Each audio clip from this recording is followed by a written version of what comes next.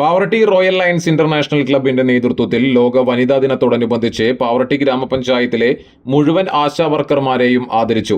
Mullassery block panchayat president Clement Francis, Pavaratty gramapanchayat president Anto Lijo, Chavakkad taluk rural housing cooperative society പ്രസിഡന്റും club അംഗവുമായ Sindhu Anilkumar, Sevana hitech ലാബുകളുടെ ഡയറക്ടറും royal college of medical technology പാവറട്ടിയുടെ പ്രിൻസിപ്പളുമായ ഡോക്ടർ റോമിയോ ജെയിംസ് എന്നിവർ നേതൃത്വം നൽകി.